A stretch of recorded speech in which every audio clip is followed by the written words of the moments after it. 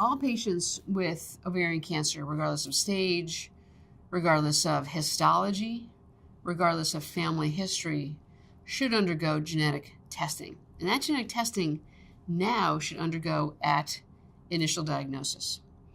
And so it's important for the understanding if that patient has an underlying BRCA mutation or one of a number of different other genetic mutations.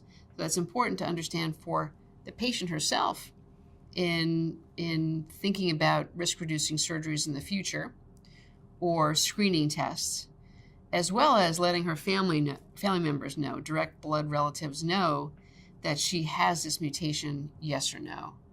And understanding someone's BRCA status is also important for treatment planning. So really because of the SOLO-1 results for patients who have advanced disease, advanced ovarian cancer, and have an underlying BRCA mutation, using and thinking about olaparib as a maintenance strategy post carboplatin paclitaxel chemotherapy. So genetic counseling, genetic testing really has to happen for all of our patients and have to happen initially. At our institution, what I do is I'll start with germline testing, get that genetic counselor in to see the patient very quickly during either cycle 1, 2, or 3 of her treatment, get the blood tested quickly, and then also test the tumor. Because for patients with high-grade serous carcinoma, about 6% of those patients will have a somatic or tumor BRCA mutation. And if for those patients who have somatic BRCA mutations, they can also benefit from upfront olaparib maintenance. In my practice, there's a definite blend for genetic counseling for our patients. We have genetic counselors at our cancer center, and they're very good. They're exceptional, in fact.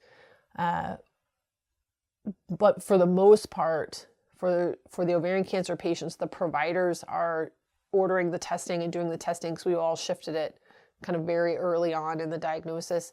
And then we are referring those patients who have a positive test, or those patients that just want to speak with a genetic counselor. You know, if they have a very, if they're negative genetic tests, but they have a very significant family history, for example, or they just, even if they don't and they want to see a genetic counselor, then they go to genetic counseling. So that's what we do at our institution. We do not have the restrictions that some sites have, that only a genetic counselor can order the genetic test, which, you know, were there enough genetic counselors that they could see patients sort of right that day and we could get things done, would be the best way to take care of patients, because the services they provide are really essential. And I believe that we just don't have enough. And so, you know, it's several weeks to get a patient in, and there's the risk that they don't go, and then you forget about it, and then you haven't tested somebody. And that's just, again, that's been a known roadblock. And again, it's just not, it's an excuse anymore. So the providers test, and we do a little bit of counseling, but I would never say, honestly, that we do as good a job as the counselors. So we do try to get them eventually to see the counselors through time, so that everybody feels like they've had the opportunity to have their family pedigree evaluated if they choose. But the initial testing is done by us.